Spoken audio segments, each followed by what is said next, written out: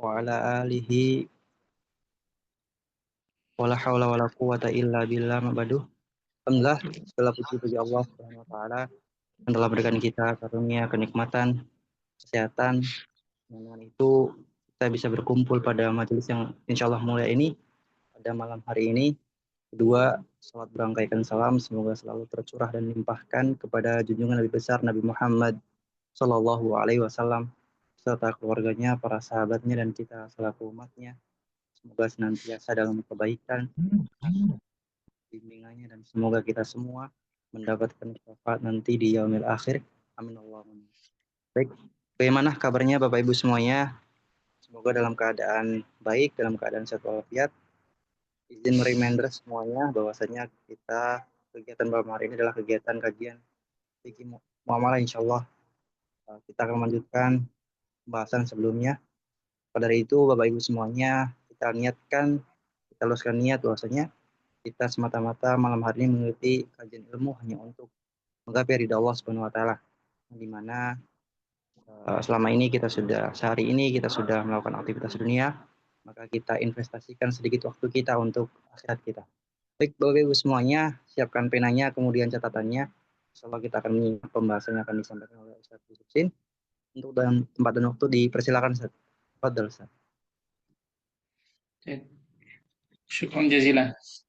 Bismillahirrahmanirrahim. Assalamualaikum warahmatullahi wabarakatuh. Waalaikumsalam warahmatullahi Bismillah, wabarakatuh. alhamdulillah. Wassalatu wassalamu ala rasulillah wa ala alihi wa ashabihi wa mawalah. Allahumma salli ala Muhammadin wa ala alihi wa ashabihi ajma'in, amma ba'du. Rabbi israh li sadri wa yassir li amri wahlul 'uqdatam min lisani yafqahu qawli. Ya muallima Ibrahim wa Musa 'allimna wa ya mufahhima Sulaimana fahimna. Allahumma 'allimna ma yanfa'una wanfa'na bima 'allamtana warzuqna al-'amala bima 'allamtana wa zidna ilman warzuqna fahman. Amin ya rabbal alamin. Rabbi israh li sadri wa yassir li amri wahlul 'uqdatam min lisani yafqahu qawli. Segala puji dan syukur hanya milik Allah Subhanahu wa taala. Salawat dan salam senantiasa tercurahkan kepada baginda Nabi kita Muhammad sallallahu alaihi wasallam, kepada keluarganya, kepada para sahabatnya, serta segenap kaum muslimin dimanapun berada. Semoga Allah Subhanahu wa taala melayakkan kita untuk mendapatkan syafaat baginda Nabi kita Muhammad sallallahu alaihi wasallam. Bapak Ibu sekalian yang dimuliakan oleh Allah Subhanahu wa taala, narakum bi khairin wa dawam as-sihha wal afiyah was salam wal maghfirah wal yusra wat taufiq wal istiqamah insyaallah. Insyaallah di kesempatan kali ini kita melanjutkan bahasan kita dengan topik adabul bai'. Adab-adab dalam melakukan jual beli. Bapak Ibu sekalian yang dimuliakan oleh Allah Subhanahu wa taala, hari ini kita akan membahas topik adab yang kelima. Namun saya akan mereview sedikit. Setidaknya ada beberapa adab yang sudah kita pelajari dalam melakukan jual beli. Jual beli adalah hukum syara dan sangat erat kaitannya dengan akhlak. Oleh karenanya, ya, mesti setiap muslim itu dalam melakukan transaksi jual beli muamalah maliyah, interaksi yang berkaitan dengan keuangan, maka memperhatikan adab-adab di antaranya. Yang pertama, as-samahatu fil bai'i wasyira', yaitu dalam melakukan aktivitas jual dan membeli, maka kita harus punya sifat samaha. Samaha itu artinya memudahkan urusan, jangan mempersulit. Kalau kita sebagai pedagang, ya, maka kita memudahkan, ya, sebagai pedagang, ya, dengan cara apa? Ya, mungkin kalau ditawar kita, ya, selama itu masih juga menguntungkan, ya nggak ada masalah, ya. ada nilai ta'awunnya di situ, menolong saudara. Yang pasti ya, itu sifatnya adalah sunnah, ya, karena bagian daripada ta'awun. Ya intinya yang namanya jual beli pasti cari untung. Tetapi kalau kemudian kita membantu orang dengan cara mengurangi, mungkin ada orang yang lagi butuh menawar dagangan kita dan memang benar-benar dia sangat butuh dan uangnya tidak cukup, dan itu bisa nampak, ya, bisa kita lihat yang seperti itu. Nah, nggak ada masalah kita menolongnya. Demikian juga pembeli, biasanya pembeli cukup cerewet karena minta syarat ini itu dan seterusnya. Nah, sebagai pembeli juga ya harus punya sifat yang namanya sama. Kalau terlalu nawar-nawar juga, terlalu tidak lazim nawarnya, itu juga ya eh, apa bukan sifat sama. Kadang juga memberikan syarat yang macam-macam, maka syaratnya diringankan. Nah, itu adalah sifat bentuk sama. Dalam melakukan aktivitas jual beli harus ada ihsan di sana, ya, berbuat baik entah perkataan, perbuatan, ya, jangan juga suka mencela dan seterusnya. Nah, kadang itu terjadi. Demikian juga adab yang kedua, dalam melakukan muamalat khususnya jual beli harus jujur. Jangan sampai nggak jujur. Yang ketiga, tidak mudah untuk melakukan sumpah dalam jual beli. Biasanya memang orang dalam jual beli untuk biar cepat laku barangnya, maka sering para penjual, memang ini kebanyakan mukhotobnya ini, hadis ini adalah penjual. Karena umumnya yang sering pakai sumpah itu adalah penjual untuk melarisin barang. Sebagaimana dalam hadis, al-halifu munfaqatun lisil'a mumhaqatun lil barakah.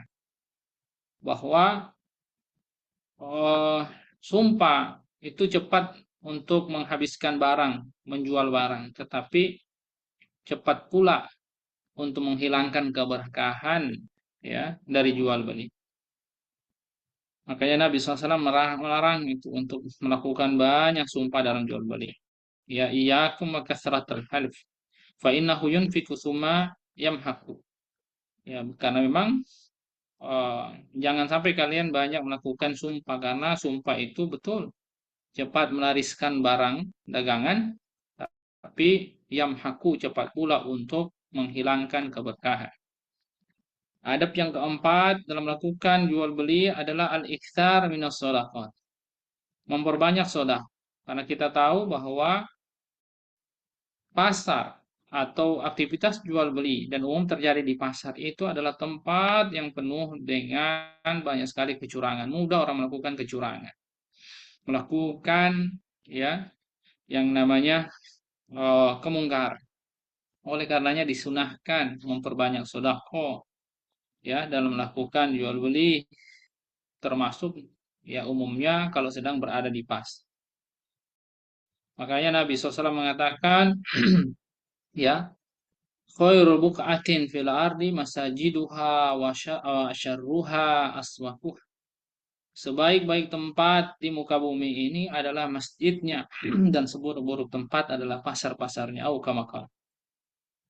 Oleh karenanya, ya, perlu untuk kita mencermati hadis tersebut.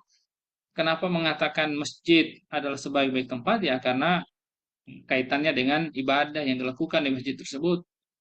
Masjid hanya boleh melakukan kebaikan-kebaikan. Innamal masajidu lis-salati walitilawatil Qur'an walitasbih wat tahrim.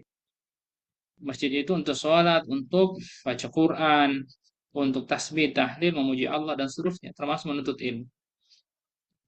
Sementara pasar ya adalah aktivitas melakukan transaksi jual beli dan seterusnya, dan kebanyakan banyak orang melakukan eh, dosa, keharaman. Makanya pasar disebut sebagai ya asyarul makan, seburuk-buruk tempat di muka bumi. Nah, yang sekarang kita akan lanjutkan bahasan kita. Adab yang kelima, al-khamis, qala al-muallif rahimahullah, al-kitabah wal ishhad. Dalam melakukan jual beli, ya, itu sangat ya disunahkan, dianjurkan. Karena ini bagian daripada adab, yaitu melakukan pencatatan, ya. Dan kalau bisa adalah hendaklah ada kesaksian, maksudnya ada yang menjadi saksi, dipersaksikan. Katsiran ma yakunu al-bai'u nasi'atan. Karena sebagaimana kita ketahui, kebanyakan dari aktivitas jual beli itu sifatnya nasi'ah. Apa maksudnya nasi'ah? Ai an-nastamana mu'ajjalud daf'. Umumnya harga itu mesti diakhirkan bayarnya, entah bertahap atau dibayar di akhir. Ya saya rasa teman-teman di sini ya sebagai orang yang langsung secara teknikal melakukan usaha ya pasti merasakan betul itu ya saat bermitra dengan eh, siapapun rata-rata minta pembayarannya nanti ya ditunda ya. Nah, kira-kira seperti itu ya, baik sebagai distributor kepada customer atau ya distributor kepada supplier. Ya customer kadang ke distributor minta ditunda ya, yang retail-retail ya biasanya bayarnya nanti ya. Yang distributor ke supplier ya juga sama bilangnya bayarnya nanti ya. Ada juga yang minta bayar di depan. Nah, artinya tidak diserahkan di majelis akad, maka itu berpeluang ya dengan waqad ya cari mururad zamani an-nisyan awil ikhtilat fil miqdar. Jadi dengan berlalunya waktu memungkinkan tuh ya orang yang berakad itu lupa atau mereka bingung karena sudah ikhtilat. Mereka maksudnya karena mungkin dia berakad kemana dan seterusnya memungkinkan dia eh, ada kesalahan karena bercampur ini yang sana itu berapa ya, akadnya berapa ya, kapan nih ukurannya berapa, bayarnya berapa, mungkin lupa gitu, mungkin ada kesalahan.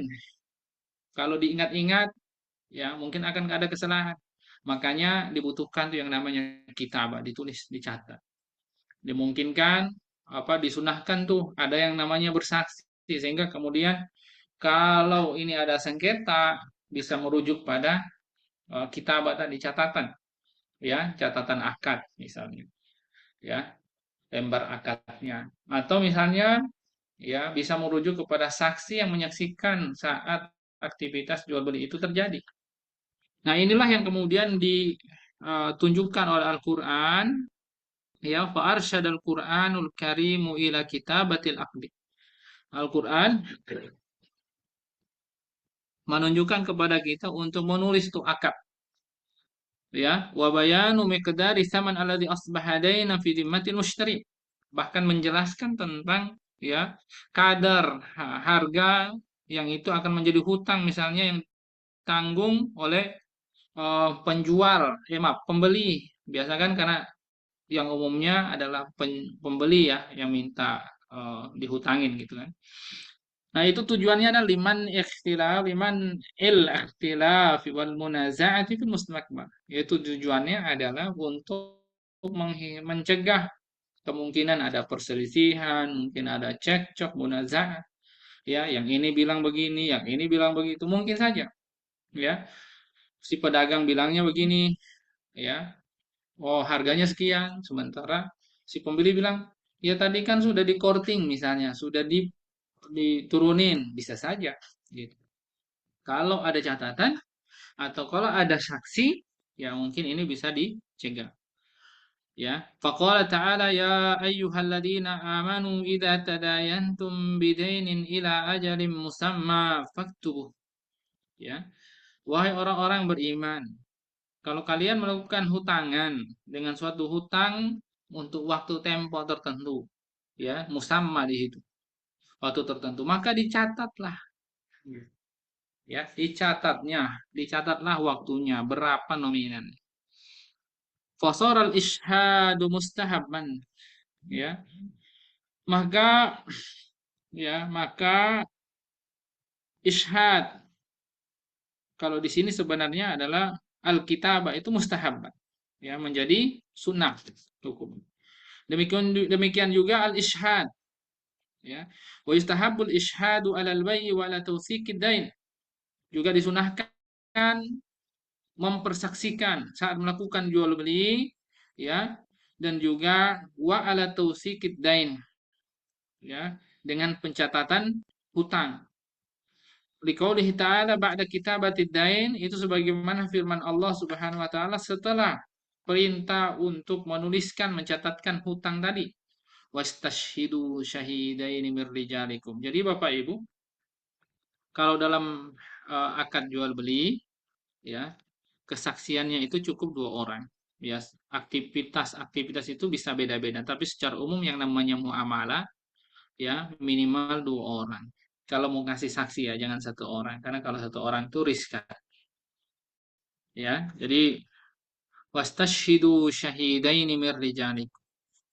Jual beli itu diminta persaksikanlah, ya, dengan 2 orang dari kelompok laki-laki. Tapi kalau misalnya nggak ada laki-laki nih, satu laki-laki, yang satunya nggak ada, nggak cukup 2. Oke, boleh 2 orang perempuan. Jadi satu laki itu sama dengan 2 orang perempuan. Nah, fa'ilam yakuna rojulain. Kalau nggak cukup 2 orang, hanya 1 orang misalnya, farojulun, maka satunya lagi itu, ya, yang ada hanya perempuan. Oke, perempuan berarti harus 2 orang. Ya, farojulu wa mro'atani mimman taraduna minasyuhada. Ya, jadi 1 orang laki-laki, 2 orang perempuan, ya, yang memang mereka layak menjadi saksi. Kenapa disebut sebagai taradawna minasyuhada, yang kalian ridho dia menjadi syuhada, ya, karena memang dalam syariat kita ada orang-orang yang kesaksiannya itu dicabut, tidak berhak dia menjadi saksi. Contoh, orang tersebut pernah melakukan qadzaf misalnya, nuduh orang berzina tapi ternyata tidak bisa dibuktikan dengan saksi 4 orang. Nah, orang ini di blacklist dalam syariat Islam. Maka kesaksian dia itu ditolak. Nggak bisa lagi memberikan kesaksian. Karena sudah ada celah tadi. Nah, wa akkadal Qur'anul Karim talabal isyhad 'alal buyu'i ammatan. Nah, dalam ayat tadi itu menunjukkan bahwa Al-Qur'an Al-Karim itu menuntut adanya persaksian terhadap aktivitas jual beli secara umum. Untuk apa? Lidomani husni tanfiz. Itu untuk memberikan jaminan dalam pelaksanaan jual beli itu akan baik jadinya, ya. Jadi untuk menjamin pelaksanaan jual beli pelaksanaan yang terbaik dalam jual beli, ya. Dan juga tidak akan terjadi itu, ya, wa'adawul inkar, maksudnya untuk menghindarkan dari kemungkinan ada orang yang melakukan pengingkaran, ya, terhadap akad tersebut, ya. Dan juga termasuk dikatakan di sini adalah wahalin nizai idza waqa'a, dan itu bisa menjadi solusi untuk menyelesaikan cekcok niza apabila itu terjadi. Qala ta'ala wa ashhidu idza tabaya'tum. Nah, ini, ya, dalam ayat yang lain surat Al-Baqarah ayat 280. Kedua, Allah Subhanahu wa taala, ya, bahkan berfirman wa ashhidu idza tabaya'tum, ya. Jadi persaksikanlah jika kalian melakukan aktivitas jual beli. Wa bayyana al-Qur'anul Karim al-hikmata min kitabatid daini wal ishhad 'ala tabayu. Nah, di sini Al-Qur'an memberikan menjelaskan tentang hikmah, ya, dari aktivitas yaitu menuliskan, mencatatkan hutang kalau terjadi hutang tadi atau misalnya atau pinjaman al-qard. Ya, demikian juga Al-Qur'an menjelaskan tentang uh, ishad, memberikan persaksian kalau melakukan tabayu, jual beli. Faqala ta'ala dzalikum aqsatu indallahi wa aqwamu lisyahadati wa adna alla tartabu. Yang demikian itu aksatu. Aksatu itu maksudnya adalah akan memberikan keadilan bagi orang. Indallahi, ya. Jadi itu akan memberi paling adil, memberikan keadilan di sisi Allah. Wa aqwamu lisyahadah, ya. Maksudnya adalah eh, itu eh, adalah apa ya namanya? Akan lebih kuat menguatkan aktivitas jual beli itu dengan adanya persaksian. Ya, jadi akan menguatkan, akwam, mengokohkan gitu. Nah, wa Allah tertabu, ya, itu akan apa? eh Akan lebih dekat menghilangkan yang namanya eh apa? Syak, ya, tertabu. Jadi adna wa adna Allah tertabu artinya adalah itu akan eh eh apa? Akan menghilangkan ya keraguan gitu ya.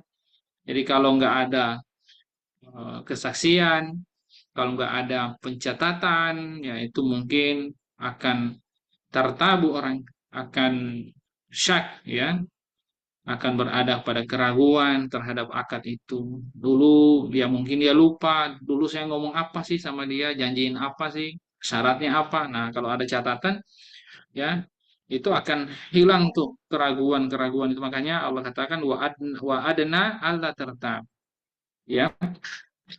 Nah, fal kitabatu wal isyhadu a'dal bainan nas. Jadi kalau menggunakan pencatatan, menggunakan persaksian itu akan memberikan keadilan bagi orang-orang. Wa ashalu lisyuhud atadzakkur litazkurat tafasil, dan juga eh, lebih mudah kalau ada saksi untuk apa? Untuk menjelaskan rincian yang ada dalam akad tersebut.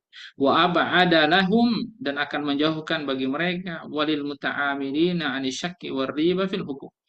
Ya, jadi akan menjauhkan dari orang-orang yang melakukan aktivitas jual beli tersebut dari keraguan-raguan, kebimbangan dalam hak-hak mereka. Karena bisa jadi saat melakukan akad mereka mengatakan syaratnya begini, ya oke lah saya turunkan harganya atau gimana dan seterusnya. Nah, kalau tidak ada catatan itu bisa membuat mereka ragu, mungkin mereka lupa gitu.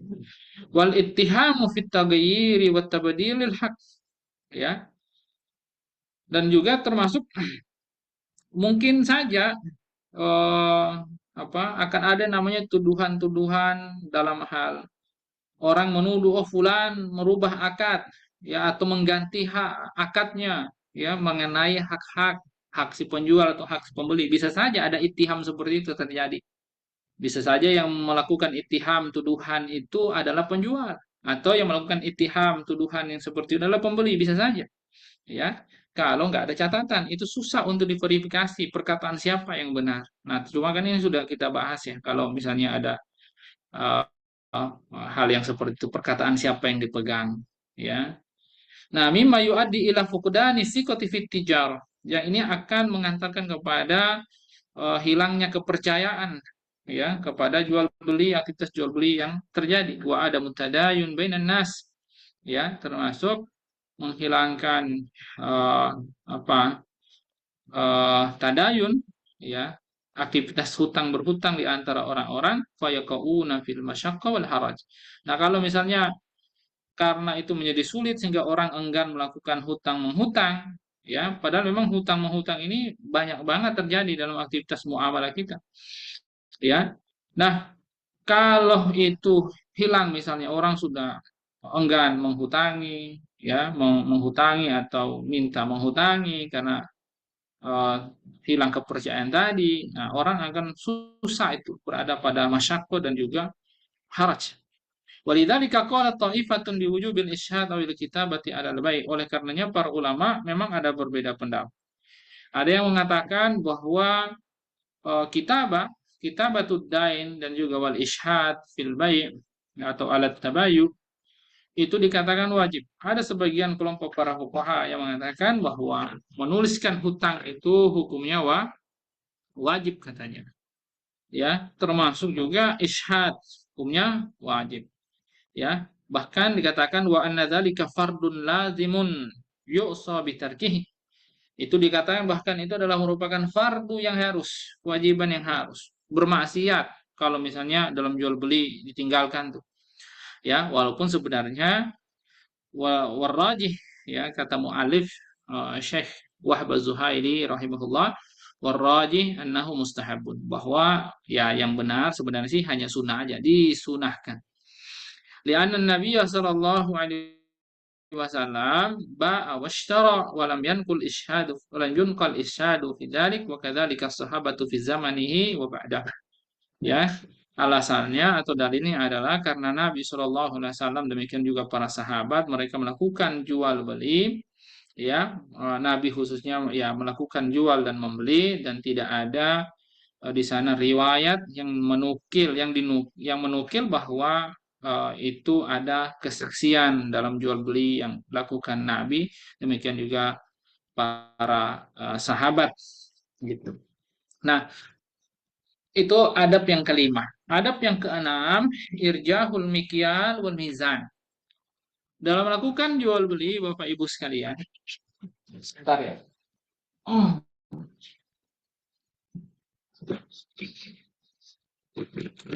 Nah, dalam melakukan jual beli, aktivitas jual beli, ya,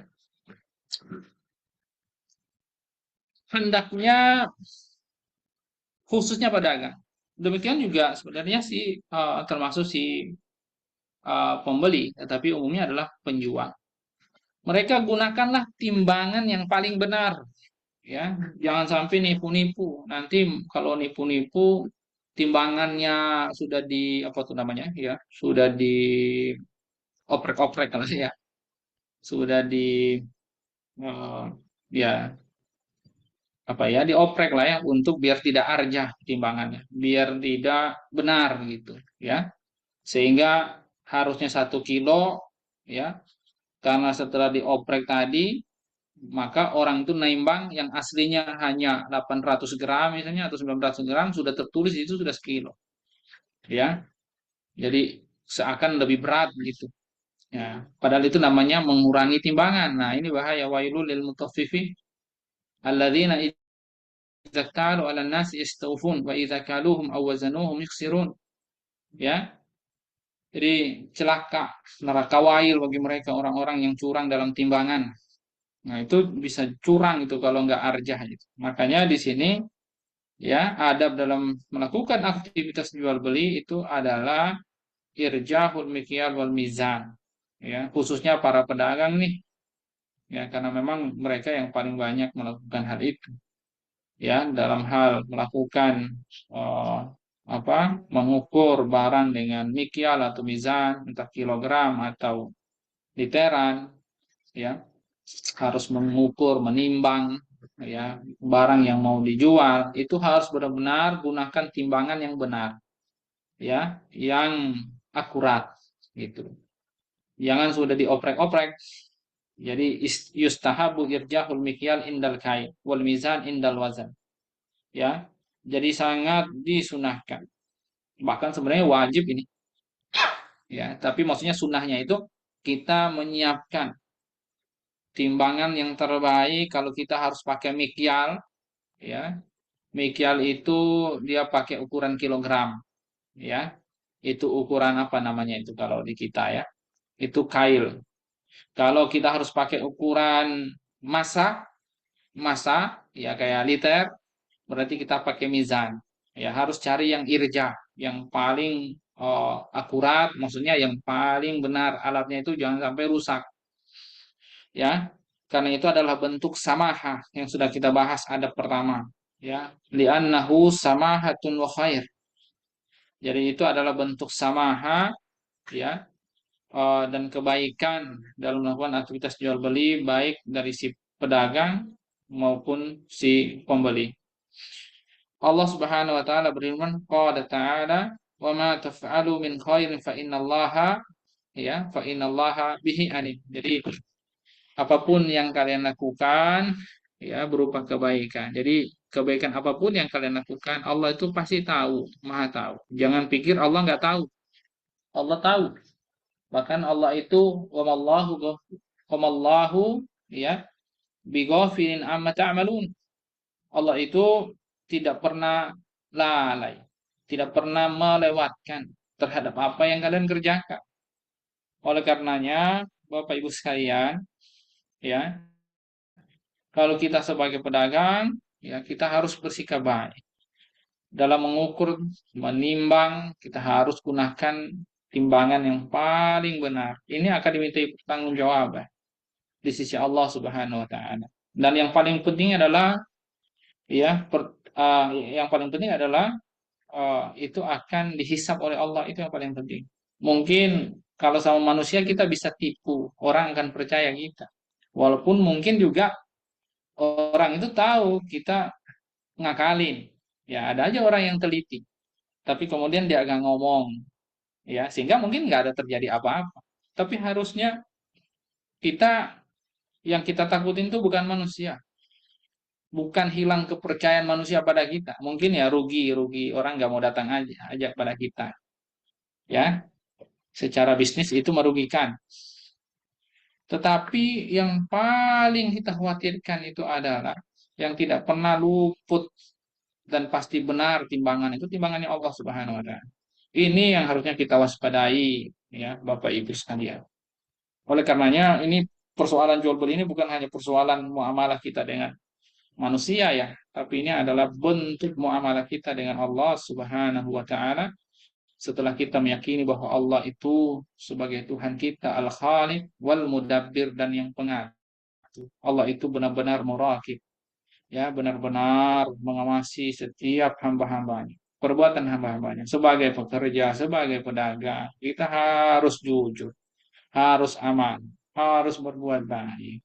Ya, oleh karenanya Bapak Ibu sekalian, ini menjadi penting bagi kita. Waqala Waqala ta'ala wa ya qaumi wa ya qaumi awful mikyal wal mizana bil qisti wa la tabkhasun nasa asya'ahum. Ya. Allah Subhanahu wa taala berfirman, wahai kaumku. Ya, maksudnya ini akan berfirman kemudian disampaikan oleh Nabi. Wa ya qaumi, wahai kaumku, awful mikyal wal mizan. Ya, ini kan perkataannya Hud ya kepada kaumnya. Penuhilah, artinya aufu itu mikyal, maksudnya harus irjah, penuhilah timbangan-timbangan menggunakan mikyal ataupun mizan. Ya, mikyal itu al-kail, kalau mizan itu al-wazan. Apa maksudnya bedanya al-kail sama al-mizan? Ya, kata Nabi SAW, al-waznu waznu ahli Makkah al-kailu kailu ahli Makkah wal mizanu mizanu ahli Madinah atau kama qala. Mungkin gitu ya kalau nggak tertutur. Intinya kalau timbangannya menggunakan kail itu kailnya ahli Makkah, kalau wazan yang massa itu wazannya ahli Madinah.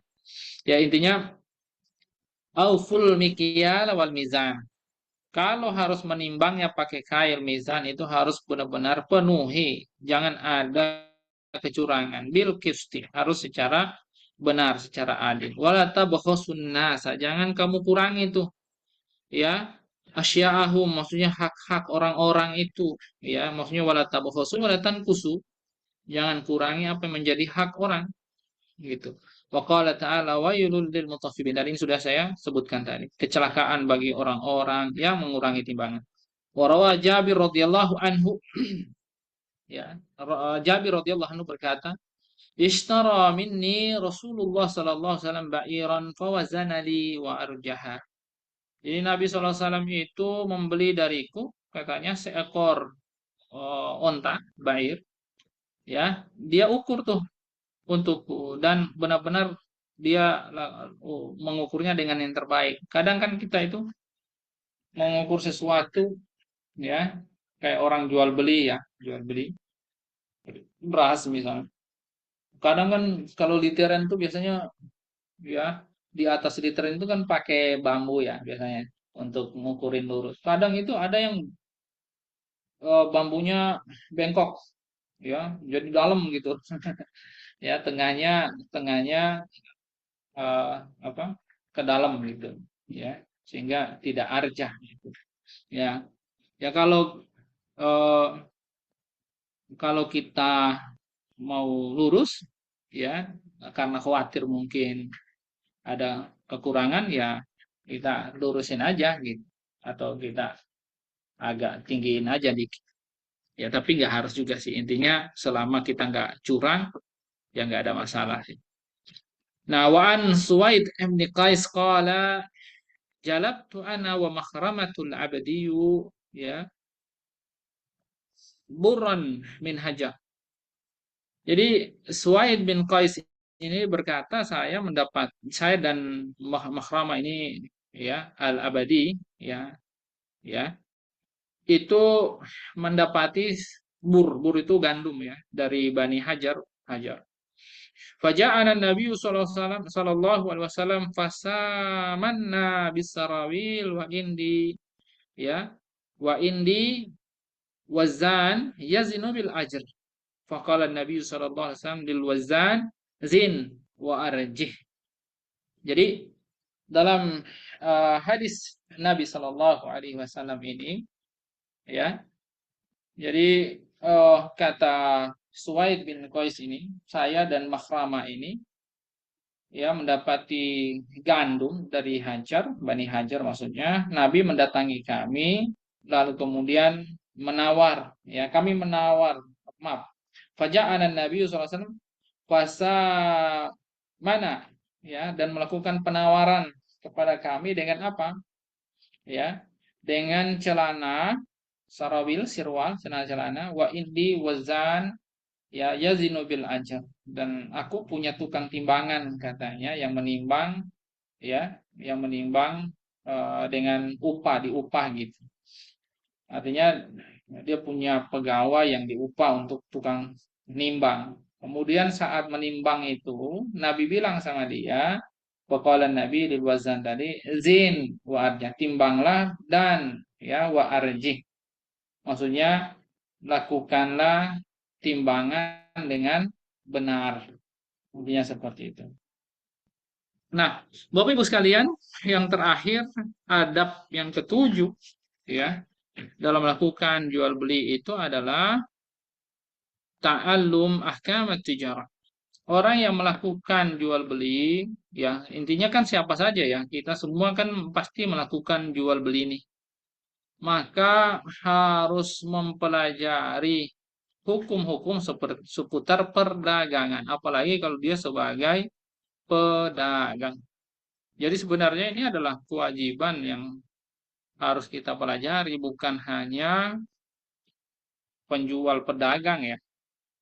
Artinya karena setiap kita kan pasti melakukan aktivitas jual beli, makanya ini harus dipelajari oleh kita semua. Sama seperti kita mempelajari sholat, karena setiap kita kan pasti melakukan ibadah sholat, ya. Cuma bedanya sholat ibadah mahdo, kalau ini bukan ibadah mahdo. Ya, ibadah mahdo itu artinya ibadah khusus murni, ya, yang niatnya hanya kepada Allah Subhanahu wa Ta'ala. Jadi kita harus belajar hukum tijarah, hukum-hukum seputar jual beli perdagangan. Yajibu alaman yuridu tijarata an yata'allama hukam apa ahkamah khususnya orang yang melakukan perdagangan ya aktivitas jual beli ya ya pedagang khususnya mereka orang-orang yang melakukan yang ingin berdagang mereka wajib untuk apa mempelajari hukum-hukum seputar perdagangan wa ya'rifu syurutaha mereka harus tahu syarat-syarat yang berkaitan dengan tijarah perdagangan wasahihal uqud min fasidiha harus tahu mana akad-akad yang benar yang sahih dan mana yang rusak wasairu ahkamiha dan semua hukum-hukum seputar perdagangan hatta yaqa ta'amuluhu sahihan.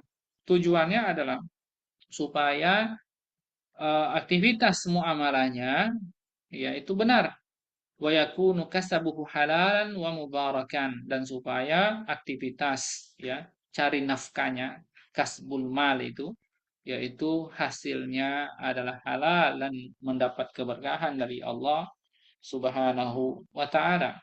Ya, walidzalika qala Umar radhiyallahu anhu, dengan demikian makanya Umar radhiyallahu anhu itu pernah berkata, la yattajiru fi sukina illa man faqiha, ya, wa illa akala riba. Janganlah orang ya yang orang janganlah seseorang berdagang di pasar kami, yang ya pasar kami itu maksud pasar di Madinah yang disiapkan negara, ya kecuali dia harus fakih, harus paham tentang hukum seputar jual beli. Ya, kenapa? Wa illa akala riba, karena kalau dia nggak paham fikih jual beli, ya hukum-hukum seputar perdagangan, pasti itu akan mudah terjatuh kepada riba, makan-makan riba. Imam Ali radhiyallahu anhu juga berkata, wa qala Ali radhiyallahu anhu, man ittajara qabla an yatafaqqaha irtatama summa irtatama ay waqa'a wartabaka wa nashaba. Imam Ali radhiyallahu anhu itu berkata, barang siapa yang melakukan aktivitas tijarah, ya, tijarah, sebelum dia jadi barang siapa melakukan aktivitas perdagangan sebelum dia paham hukumnya, hukum berdagang, pasti irtatoma katanya, ya. Pasti dia akan terbentur, istadoma itu irtatoma artinya istadoma, terbentur. Apa maksudnya terbentur itu? Dia akan waqa'a, akan terjatuh, terjatuh pada apa? Sesuatu yang atau akan bercampur akad-akadnya dengan sesuatu yang haram, ya. Jadi akan bersentuhan tuh mana yang haram, karena nanti akan kita bahas di bab riba berikutnya, ya, hukum seputar riba, sorob dan salam. Karena eh, antara riba dan jual beli sampai orang kafir aja bilang, kan nanti yang menjadi dasar turunnya apa ayat itu ya. Mereka di surat Al-Baqarah itu yang mereka mengatakan bahwa ya bahwa jual beli itu sama dengan riba, ya. Jadi innamal bai'u mislu riba, sesungguhnya jual beli itu sama dengan riba, ya, sama dengan riba, ya. Itu mereka katakan karena riba itu juga adalah terjadi pada aktivitas jual beli, gitu. Sehingga terjadi iltibas kepada orang kafir yang kala itu mereka mengatakan, kok riba diharam? Bukankah jual beli itu sama dengan, bukankah riba itu juga sama dengan jual beli? Ya, riba itu juga jual beli. Salah satu tempatnya ya, karena riba itu juga tempatnya di hutang. Ya, bukankah juga orang jual melakukan jual beli juga kadang hutang? Nah, intinya di situlah. Maka riba itu juga terjadi pada jual beli, tetapi wa halallahu al-bai'a wa harama riba. Jadi Allah halalkan jual beli, tapi yang ribanya haramkan. Makanya ya, kalau tidak berhati-hati seperti perkataan Umar, wa illa akala riba. Kalau tidak paham fikihnya bisa terjatuh ya menjadi orang yang makan riba. Makanya kata Imam Ali pun juga irtatoma katanya. Akan terbentur tuh istadoma ya, dengan berbenturan dengan akad-akad yang fasid atau sesuatu-sesuatu yang memang tidak boleh dijual. Jangan-jangan dia ke pasar jual kucing, jangan-jangan dia ke pasar jual harimau, kulit harimau dan seterusnya. Ini kan haram. Nah, itu yang terjadi. Wanasyaba artinya dia sulit untuk memisahkan ya antara eh, apa namanya eh, ya entah akad itu dengan akad yang lain, ya, karena sudah bercampur. Ya, kalau dia nggak paham, tapi kalau dia paham dia akan bisa pisahkan tuh mana oh ini jual beli yang riba ini, yang jual beli tidak riba seperti ini, atau ini jual beli yang goror, yang ini tidak goror, atau ini jual beli yang apa namanya ya membahayakan wasilah kepada sarana kepada apa keharaman ya, yang ini enggak. Nah, kalau itu fikih fikih tijarah dipelajari itu akan bisa terhindar. Baik, Bapak Ibu sekalian, alhamdulillah kita sudah selesai membahas terkait tentang adab-adab jual beli, karena berikutnya kita akan membahas topik yang berbeda ya, disebut sebagai al-faslu ats-tsani ar-riba was-sarfu was-salam. Kita akan membahas tentang riba ya, kemudian saraf dan juga as-salam. Baik, saya kembalikan dulu kepada Afriki. Mungkin ada yang mau bertanya dari Bapak Ibu sebelum kita masuk ke topik yang baru. Foto. Baik, Ustaz. Jazakallah, Ustaz. Bapak Ibu semuanya, silahkan jika ada yang ingin ditanyakan terkait bab tadi sebelum kita lanjut di bab selanjutnya. Silakan Bapak Ibu semuanya. Apakah ada? Boleh di kolom chat atau bisa uh, on mic. Assalamualaikum Mas Rifki. Waalaikumsalam. Waalaikumsalam Silakan Pak warahmatullahi Araji. Ya, wabarakatuh. Ustadz izin bertanya Ustadz. Misalkan kita Ya. meminjam ini terkait utang Ustadz. Hmm.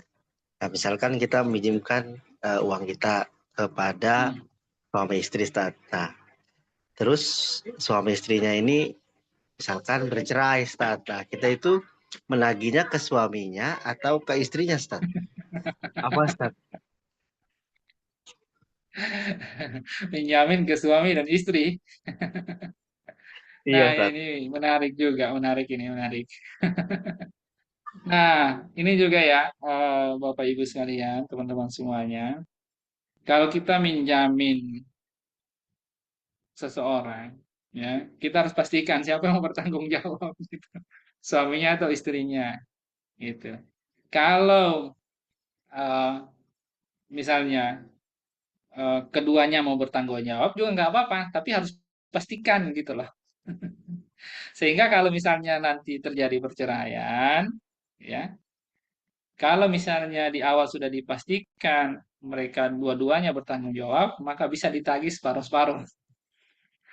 Tapi kalau misalnya dari awal eh, kita sudah minta komitmen yang bertanggung jawab salah satunya misalnya dan bersedia, berarti yang bertanggung jawab itu yang kita tagih nantinya kalau misalnya terjadi hal tadi itu, misalnya perceraian. Ya, ini pentingnya kejelasan dalam akad termasuk dengan siapa kita berakad tadi. Itu maksudnya.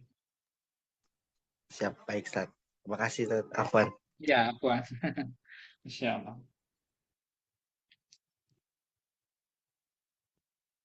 Silakan Bapak Ibu. Assalamualaikum Ustaz. Waalaikumsalam warahmatullahi wabarakatuh. Ahlan, Fadal. Menyambung pertanyaannya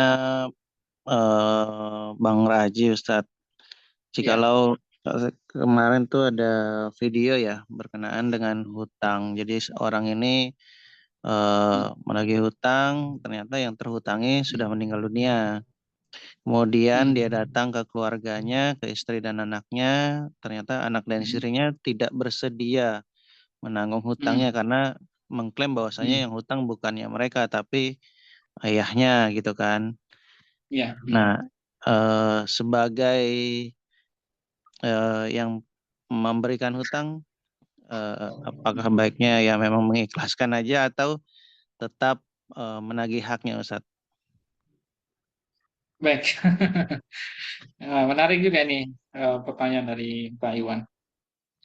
Jadi, Bapak Ibu sekalian, jadi itu pentingnya akad ya.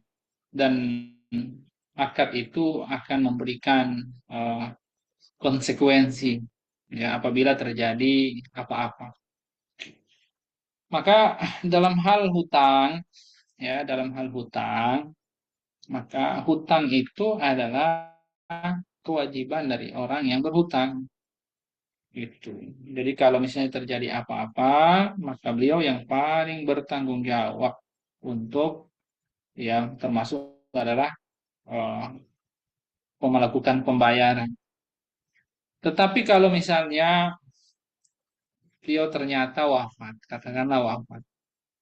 Kepada siapa kita nagih? Oke, kita bisa nagih ahli warisnya. Kita bisa nagih ahli warisnya. Ya, karena bisa saja bahwa si fulan yang tempat yang kita hutangin ini, ya, dia mungkin punya harta, makanya ya harta yang berkaitan dengan peninggalan yang nantinya akan jadi warisan itu setelah hak Allah dipenuhi, apa hak Allah? Yaitu mengurus jenazah. Nah, itu yang paling pertama diselesaikan. Ya, maka kelebihan dari harta itu menjadi eh, hak ya adami. Misalnya dia punya hutang ke orang. Nah, itu harus dibayarkan dulu. Makanya ada babnya itu dalam hal warisan sebelum menjadi waris ya. Dilihat dulu hutangnya, diambil dari hartanya itu sebelum menjadi warisan. Nah, kalau misalnya ternyata nggak ada, ya kalau nggak ada, ya disitulah kemudian kita nggak bisa sebenarnya. Oh, bisa kita menagih, maksudnya menyampaikan bahwa fulan, misalnya suaminya, bapaknya punya hutang ke saya, tapi belum terlunasi, gitu kan? Nah, kalau misalnya si keluarganya itu soleh atau soleha, dia akan khawatir dengan persoalan itu. Bahkan ketika dia tidak mampu pun untuk membayarkan hutang itu, ya, misalnya memang dia sudah nggak ada harta yang diwariskan gitu ya, dan mereka juga orang yang tidak mampu misalnya. Tapi biasanya sih orang yang soleh itu akan berusaha, ya, entah eh, dia, ya, mungkin minta bantuan ke siapa dan seterusnya. Itu biasanya akan kelihatan seperti ini. Ya, tetapi saat seperti itulah kita kalau ngutangin orang, kita lihat juga. Kalau memang benar dia nggak punya harta, diikhlaskan aja. Insya Allah jadi amal soleh bagi kita. Kalau kita paksakan, memang dia nggak ada harta, toh sebenarnya bukan menjadi kewajiban mereka ahli waris sih. Kalau misalnya mereka tidak mampu lagi untuk membayarkan hutangnya, ya. Apalagi kalau ada ahli waris yang benar-benar menolak untuk membayarkan hutang karena hal ibrohnya itu adalah orang yang melakukan hutang. Itu ibrohnya seperti itu. Ya, kalaupun harus menuntut, tetap aja tuntutannya adalah eh, dibayar dari harta yang berhutang tadi kalau misalnya dia meninggal. Tapi kalau nggak ada, gimana posisinya kalau dia nggak ada? Ya udah, mau gimana lagi? Seperti itu. Ya. Nah, kalau pada keadaan seperti itu, kita ikhlaskan itu pahalanya luar biasa.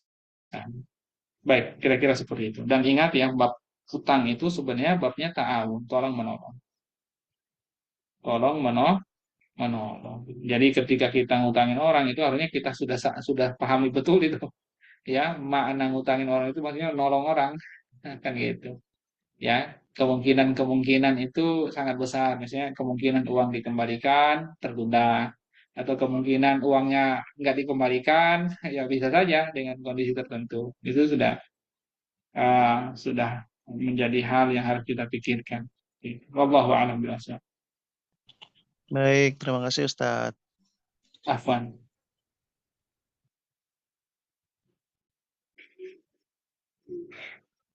Mungkin ada lagi enggak yang mau Mungkin ini bertanya? lagi Bapak Ibu semuanya. Tidak ada satu yang Pak. Enggak ada ya? Kalau enggak ada Tidak kita ada. lanjutkan ya, Bapak Ibu. Nah, sekarang qala al-mu'allif rahimahullah al-fasl tsani, pasal yang kedua, ar-riba was-sarfu was-salam. Itu bab tentang riba dan juga saraf, ya saraf dan juga salam. Ya nanti lebih detailnya apa itu riba, apa itu saraf, apa itu salam nanti akan kita rinci insya Allah sesuai dengan alur kitab. Intinya ketiga ini adalah jual beli sebenarnya. Ya, innar riba wasarfu wassalmu ya wassalam buyu. Ketiga ini adalah bentuk jual beli.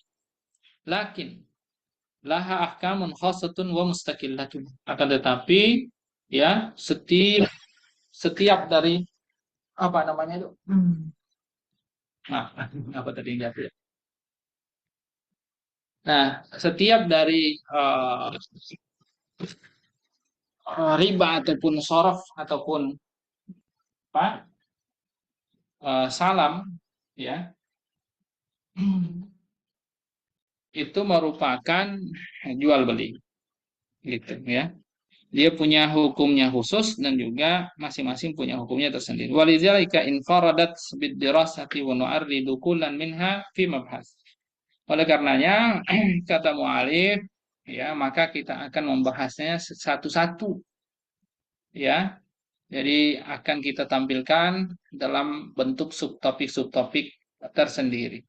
Al-mabhasul awal ya. Bahasan yang pertama, subtopik yang pertama, bai'ul amwali ar-ribawiyah. Jual beli ya yang berkaitan dengan harta-harta ribawi. Jadi ini yang mesti kita pahami ya Bapak Ibu sekalian, dalam jual beli itu ada yang namanya al-amwal ar-ribawiyah, ada harta-harta jual beli namanya. Jadi maaf, ada harta-harta ribawi namanya. Nah, riba itu cukup ya maksudnya berpotensi besar terjadi saat kita tidak tahu eh, terkait tentang harta-harta ribawi ini. Ya, kalau tidak berhati-hati dalam bermuamalah yang berkaitan dengan harta-harta ribawi, maka itu besar potensinya untuk jatuh ya terkena riba. Nah, tahtalu ba'dul amwali makanatan khasatan an ghairiha. Kita ketahui sebagian harta itu menempati posisi tertentu ya berbeda dari yang lainnya khususnya dalam hal jual beli.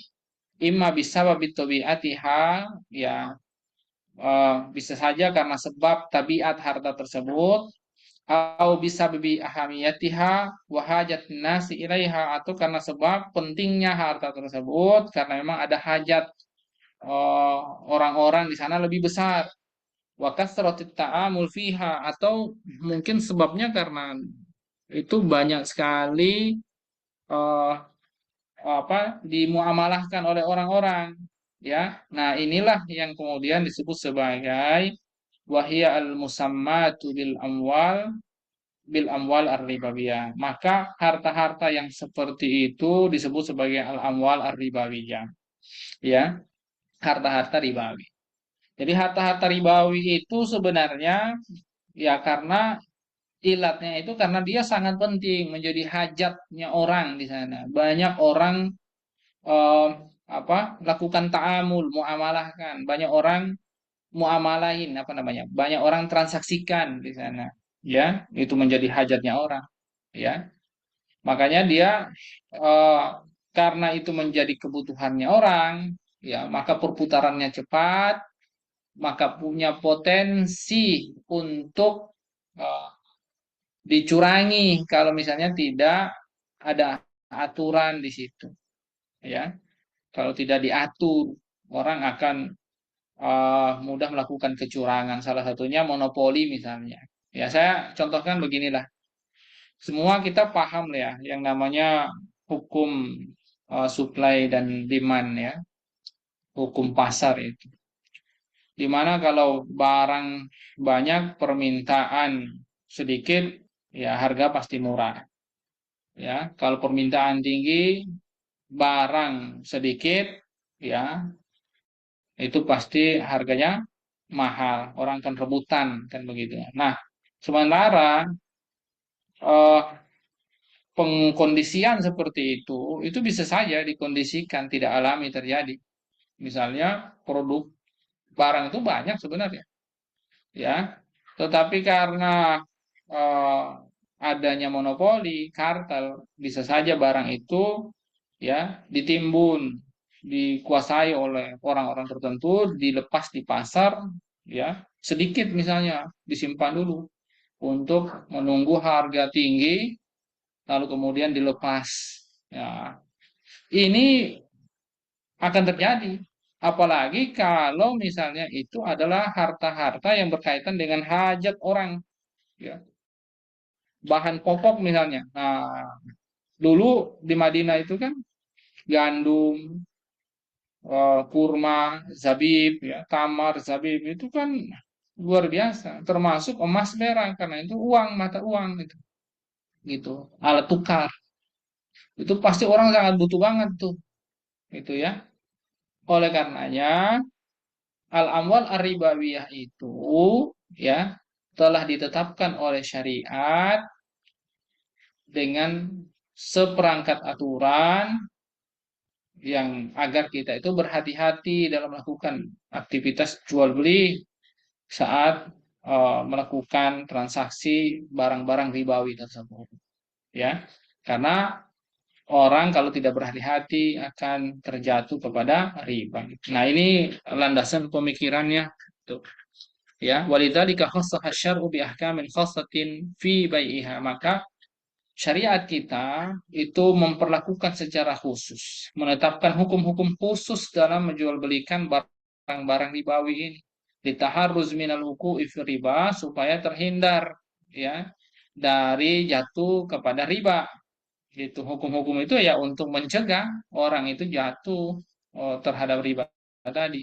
Walitahqiqi masalihin nasi fiha, supaya bisa diwujudkan kemaslahat kepada manusia bidun istiglali awi ta'assub, supaya eh, sifat manusia untuk misalnya melakukan eksploitasi atau ya namanya juga ta'assuf itu ya. Artinya bisa saja mereka mengeluarkan hukum-hukum yang menzolimi orang lain. Nah, itu bisa dihindarkan itu. Kalau sekarang kan bisa kita lihat contoh ya, negara eh, terhadap aktivitas kartel itu kan kadang biasa saja. Bahkan pelakunya adalah orang-orang tertentu yang punya akses ke kekuasaan. Coba kalau hukum riba ini dipahami dan dilaksanakan, siapapun dia, termasuk orang-orang yang punya akses terhadap kebijakan, dia tidak akan mampu juga untuk melakukan eh, cara apapun karena syariat sudah membatasi. Nah, kalau syariat yang dipakai, ya, jadi itu mau pejabat negara, mau rakyat, semuanya akan tunduk dengan ketentuan tersebut, ya. Jadi tidak mudah untuk terjadi istiglal ataupun ta'assub. Wa hadza ma khassasa lahu hadzal mabhas. Ini yang sebenarnya akan menjadi kekhususan ya dibahas dalam subbab ini. Upaya kami linubayyina ta'rif riba, untuk kami menjelaskan apa itu definisi riba, wa hukmahu, apa itu hukumnya, wa anwa'ahu, jenisnya, macam-macamnya, wa illatahu, termasuk ilatnya. Wah, tadi dalam amwal ribawiyah termasuk apa saja itu yang termasuk harta-harta ribawi itu. Wasyuruta al-muqarrarata syar'an fiha litajannubil wuqu'i fi riba ma'a hajatin nasi al-masati litabadui hadzal amwal wa jara'il buyu 'alaiha, termasuk syarat-syarat yang telah disepakati, telah ditetapkan oleh syariat ya di dalam hal berjual beli terhadap barang ribawi ini, ya, supaya orang terhindar dari jatuh kepada riba, karena memang harta ribawi ini adalah harta yang sangat dibutuhkan, ya, barang-barang yang sangat-sangat dibutuhkan oleh manusia dalam muamalah mereka, ya, dipertukarkan, dijual belikan, ya, dan intinya banyak dilakukan dalam hal jual beli, ya. Nah, kita mulai dari ta'rifur riba. Definisi riba itu apa? Ya, riba lughatan. Riba itu secara bahasa, sebentar ya. Nah, tarif riba. Riba lughatan masdar. Jadi riba itu sebenarnya masdar. Ya, masdar itu apa ya? Isim, ya, ini dalam istilah bahasa Arab. Dia maksurun min babi riba yarbu fayaktu bil alif. Jadi dia itu masdar dari kata roba. Ya, dalam bab itu ada roba yarbu riba. Ya, jadi fiilnya, kata kerjanya itu roba. Yarbu fiil mudhari'nya, ya. Lalu di situ ditulis dengan alif, ya, riba, roba, panjang roba. Nah, Wa aslu riba, jadi asal makna riba itu adalah annama wa ziyada, tumbuh dan aziada, apa bertambah, ada kelebihan. Ya, waraba syai yarbu, ya, jadi waraba syai yarbu, ya, ketika disebut sesuatu itu roba, tumbuh, artinya bertambah. Namanya tumbuh kan biasanya kalau pohon itu tumbuh, ya daun apa tingginya akan bertambah, daunnya akan bertambah. Nah, itu makna riba. Qala ta'ala, ya Allah Subhanahu wa taala firman, wa taral arda hamidatan, ya, wa taral arda hamidatan fa idza anzalna 'alaiha al-ma'a ihtazzat wa rabat. Jadi kamu akan melihat bumi itu, kamu melihat bumi itu yang gersang, ya, tetapi ketika kami turunkan hujan kepadanya, tiba-tiba bergerak bumi itu, ya, kemudian warobats, ya, bertambah, tumbuh. Jadi, nah ini sebenarnya asal kata dari kata robat, artinya tumbuh. Kita tahu ya, ini faedah aja. Bapak Ibu sekalian, kalau kita lihat tanah yang tandus itu ya, yang nggak ada pohon, tiba-tiba hujan. Setelah hujan muncul itu biasanya tanaman hijau, rumput-rumput kecil. Itu dari mana ya itu? Ya, luar biasa itu. Ini salah satu, ya, mukjizat, ya, salah satu apa namanya ya? Kebaikan Allah Subhanahu wa taala, ya, yang Allah tampakkan kepada kita, ya, bahwa hujan itu Masya Allah di sana itu ada kehidupan, ya, kehidupan, ada bibit-bibit, ya, siapa yang nanam itu rumput, ya, dari mana tumbuhnya, ya, bersamaan dengan air hujan itu, ya, Allah turunkan. Jadi itu untuk faedah aja. Jadi ketika Allah mengatakan ihtazat warabat, bergerak tuh tanah, karena tumbuhan kan dari bawah tuh menggerakkan tanah, tanah itu bergerak karena ada makhluk hidup di situ. Ada makhluk, maksud saya ada makhluk yang hidup itu tumbuh, ya. Jadi zadat wa namat. Wa qala ta'ala, Allah Subhanahu wa taala juga berfirman, wa ma ataitum mir ribal yarbu fi amwalin nasi fala yarbu indallah. Jadi riba apapun yang kalian berikan kepada orang-orang, ya, supaya itu bertambah, ya, pada harta orang-orang, di sisi Allah Subhanahu wa taala itu tidak bertambah. Nah, maksudnya apa? Tidak akan yazid, yazid bertambah gitu. Tidak akan tumbuh, maksudnya tidak akan bertambah. Faqulu ma yu'ta li aklat riba ziyadatan ala ru'usi amwalihim litazida wa tanmu fa innallaha ta'ala yamhaquhu wa la yaziduhu. Jadi semua yang kita berikan, ya, kepada orang berupa riba, ya, artinya kita melakukan aktivitas nih, ya, ribawi, harapannya untuk menambah harta kita misalnya atau menambah harta orang, ya, itu sebenarnya sama sekali di sisi Allah Subhanahu wa taala, ya, itu tidak akan bertambah, ya, bahkan Allah hilangkan keberkahannya, wa yamhaqu wa la yazidu. Ya, mungkin dalam pandangan manusia, ya, itu hartanya bertambah, ya.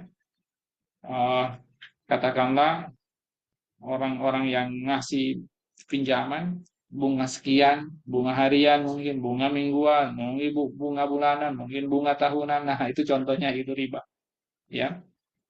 Dipikir dengan dia mendapatkan bunga itu akan bertambah katanya, ya.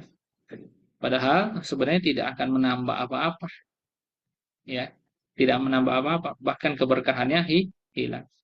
Nah, itu secara bahasa, tapi secara istilah, wariba fil istilah, fi istilahil fuqaha, ya, riba itu dalam istilahnya para fuqaha. Ini kita ngutip perkataannya Al-Khatib Asy-Syarbini, ini seorang, ya, ulama Syafi'iyah yang cukup muktamad lah gitu ya.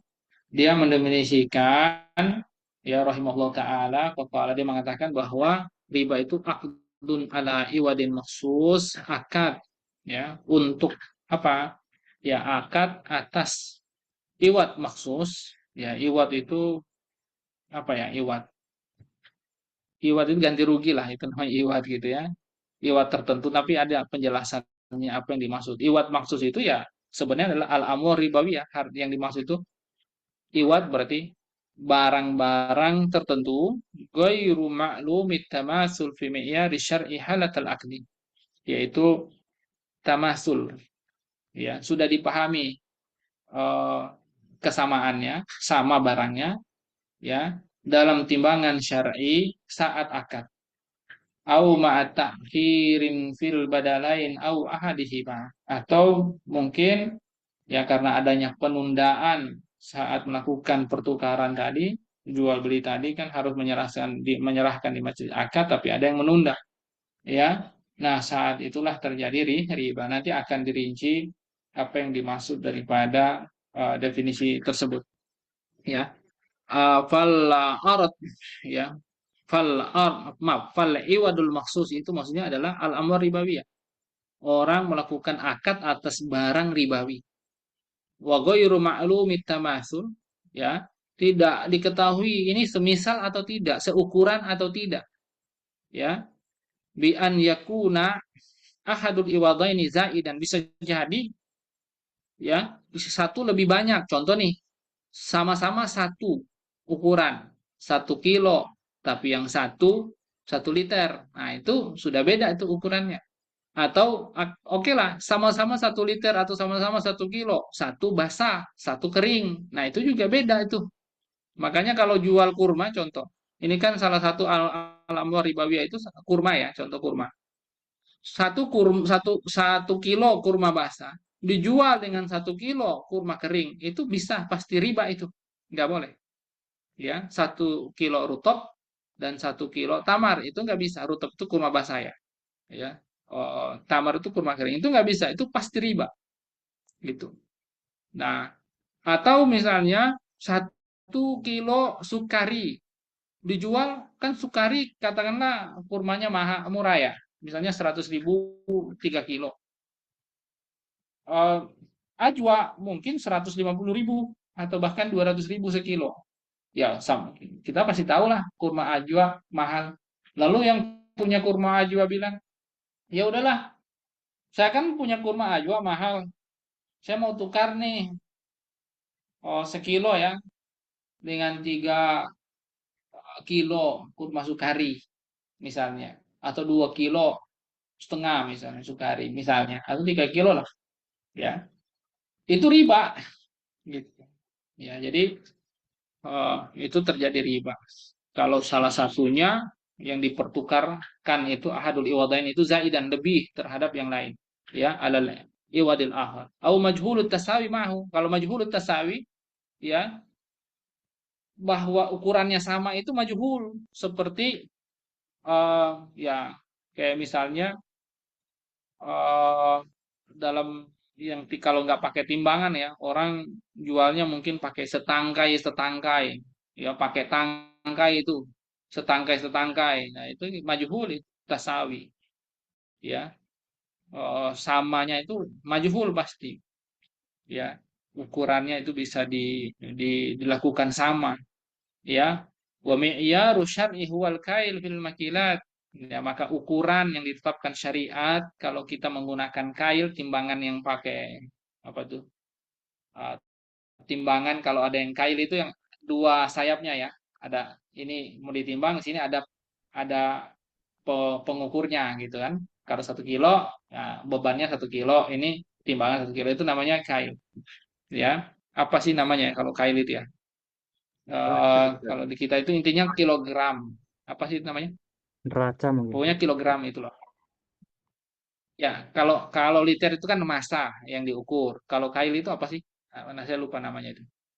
Kalau liter itu massa jenisnya yang diukur. Ya, kalau kail itu ya dia pakai kilogram gitu. Biasanya gitu. Nah, jadi kalau kail ya pakai makilat namanya. Kalau wazan yaitu literan dia pakai mauzunat, ya. Wal adadu fin nuqud, kalau uang berarti dia pakai adat bilangan, misalnya 100.000 berarti harus dengan 100.000. Kayak kasus orang mau lebaran, dia jual apa, dia tukar tuh 100.000 dengan pecahan 10.000 tapi cuma 8.000. Nah itu sama juga, itu riba itu. Wa yajibut tamasul halatul akdi, jadi harus sama sama saat akad. Fayakhruju ma alima ba'dal akdi fayakunu akdan ribawiyah. ya. Ya intinya kalau setelah akad eh, eh, apa namanya baru diketahui ya itu sebagai akad ribawi wa ta'khiru fil badalain aw ahadihima. Jadi maksudnya eh,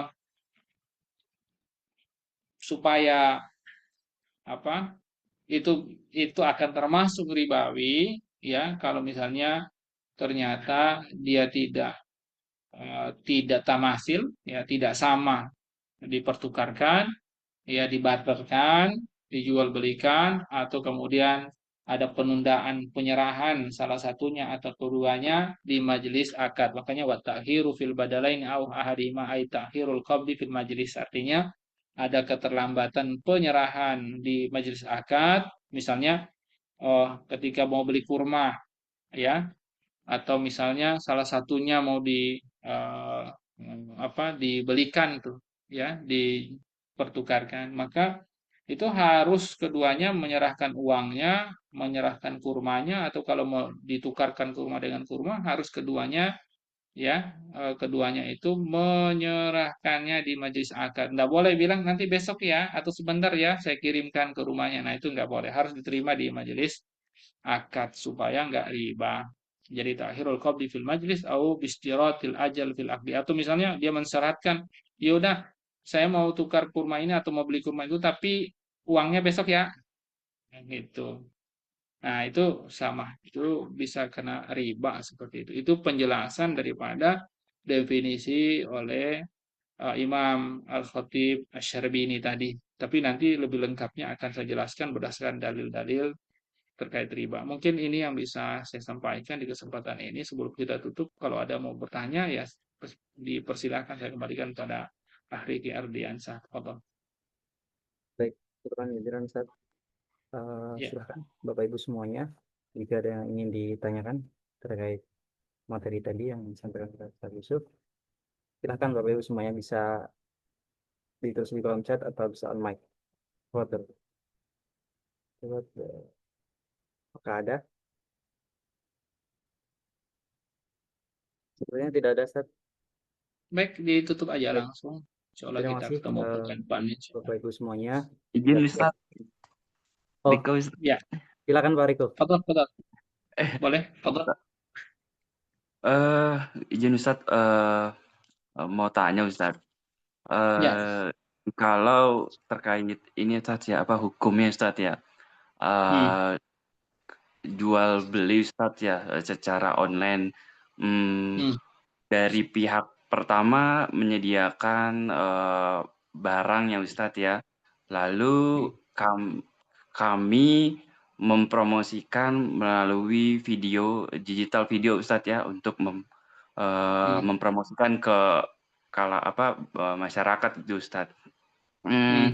Nanti untuk barang tersebut dikirimkan langsung ke pelanggan Ustadz dari pihak pertama. Nah, posisi kami sebagai mungkin untuk bahasa sekarang namanya afiliat Ustadz. Untuk jasa promosi melalui video itu, apakah kami tergolong ke dalam riba Ustadz gitu? Mungkin mohon penjelasan Ustadz. Terima kasih Ustadz. Baik, jadi kalau di marketplace, teman-teman sekalian memang ada kita ketahui yang namanya affiliate gitu ya. Atau jangankan di marketplace, di muamalah di luar marketplace juga ada yang namanya skema afiliasi. Cuma skema afiliasi ini kan bahasa saat ini ya kerjasama sebenarnya itu. Ya, yang modelnya adalah pihak pertama yang punya barang, pihak kedua ini nggak punya barang, tapi dia bantu untuk menjualkan untuk minta komisi untuk mendapatkan komisi di situ. Namun apapun faktanya, ya dengan model transaksi seperti itu, ya bisa saja akad afiliasinya itu adalah simsar, makelar. Bisa juga akadnya wakalah, bisa juga akadnya ijarah. Ya maka itu harus dipastikan dulu. Ya walaupun yang paling dekat sebenarnya akarnya adalah akad makelar. Kalau makelar itu kan sebenarnya tidak mesti dia megang barangnya juga, ya dia sama dengan kayak akad wakalah, artinya dia punya hak untuk menawarkan barang itu, ya, karena sudah mendapatkan izin dari pemilik barang, ya, dia itu sebagai namanya wakil muayyan.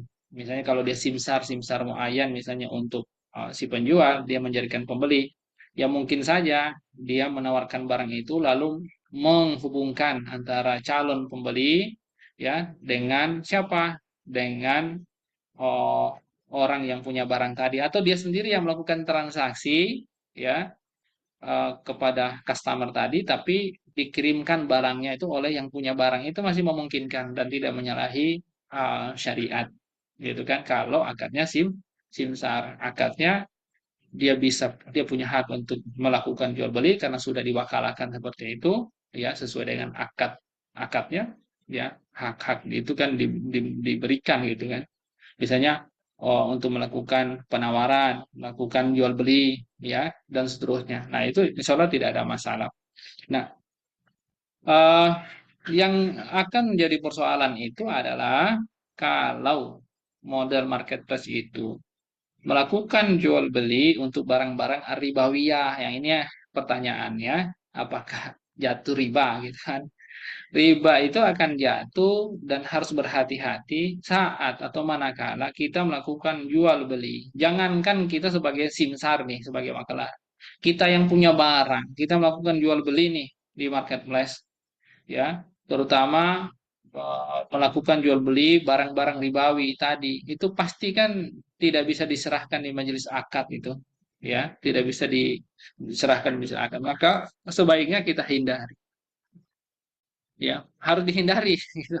Cuma saya mau ngasih tahu ya, di mazhab Syafi'i kalau orang beli kurma misalnya dengan kita kayak, ya, dengan uang seperti kita ini nanti dibolehkan, cuma nantilah penjelasannya, ya, saya saat penjelasannya tiba baru eh, eh, apa itu kita akan pahami lah. Cuma ini pendapatnya di Syafi'iyah, ya, mereka punya ini sendiri lah, ya, dalam membahas masalah itu. Cuma kalau kita bersikap orok, berhati-hati karena kurma itu misalnya adalah al-amwal ar-ribawiyah, maka sebaiknya kita hindarilah, gitu. Makanya kalau jual beli secara online tidak bisa bertemu di majelis akad, barangnya tidak bisa diserahkan langsung, ya, eh, maka ya maka itu dihindari jual beli al-amwal ar-ribawiyah secara online, gitu.